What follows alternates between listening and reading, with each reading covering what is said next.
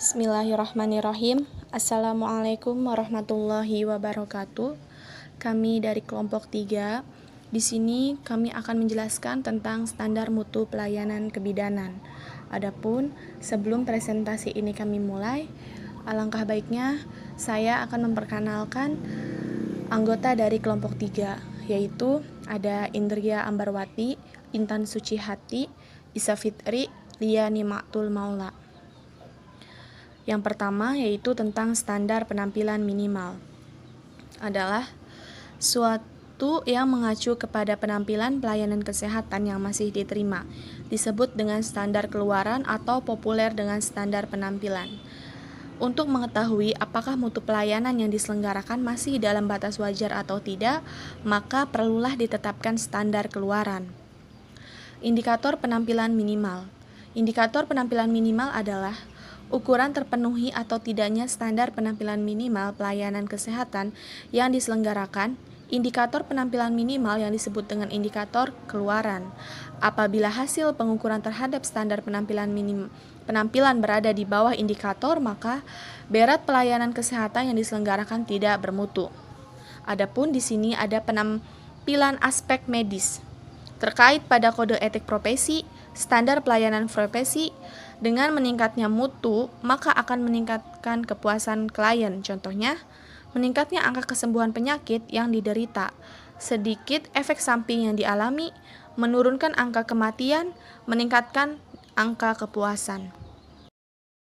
Yang selanjutnya yaitu penampilan aspek non-medis. Apa sih itu penampilan aspek non-medis?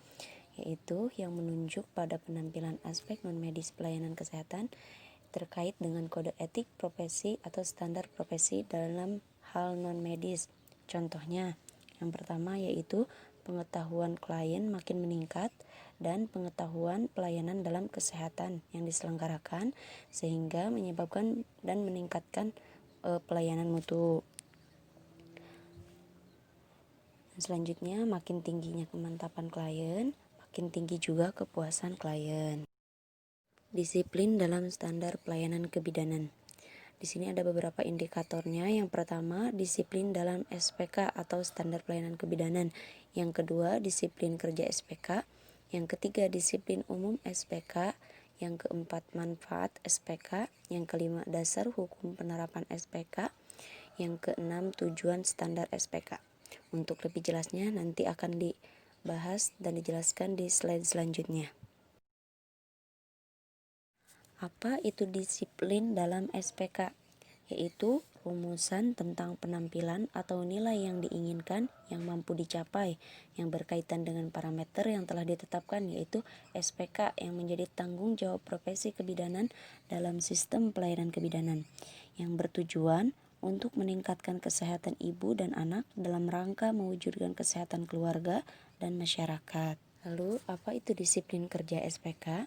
Menurut Hasibuan tahun 2012, disiplin kerja adalah kemampuan kerja seseorang untuk secara teratur, tekun, terus-menerus, dan bekerja sesuai aturan-aturan yang berlaku dengan tidak melanggar aturan yang sudah ditetapkan. Ada juga menurut Asmani 2009, disiplin adalah simbol konsistensi dan komitmen seseorang dalam menjalankan tugas dan tanggung jawabnya secara maksimal. Nah, yang selanjutnya yaitu di sini disiplin umum SPK atau standar pelayanan kebidanan. Ada beberapa ya, ada 3 nih. Yang pertama, standar mutu masukan meliputi mutu tenaga, dana, dan juga fasilitas. Yang kedua, standar mutu lingkungan yang meliputi manajemen, organisasi, dan institusi kesehatan. Yang ketiga yaitu standar mutu profesi yang meliputi tindakan medis dan tindakan non-medis. Manfaat SPK yaitu berguna dalam penerapan norma tingkat kinerja yang diperlukan untuk mencapai hasil yang diinginkan, melindungi masyarakat sebagai pelaksana, pemelihara, dan penelitian kualitas pelayanan. Tujuan standar SPK yaitu pernyataan standar yang berisi pernyataan tentang pelayanan kebidanan yang dilakukan dengan penjelasan tingkat kompetensi yang diharapkan, hasil yang akan dicapai oleh pelayanan yang diberikan dan dinyatakan dalam bentuk yang dapat diatur. Persyaratan yang diperlukan misal alat, obat, dan keterampilan. Dasar Hukum Penerapan SPK Undang-Undang Kesehatan Nomor 23 Tahun 1992. Kewajiban nakes adalah mematuhi standar profesi tenaga kesehatan, menghormati hak pasien, menjaga kerahasiaan identitas dan kesehatan pasien, memberikan informasi dan meminta persetujuan informed consent, membuat serta memelihara rekam medik.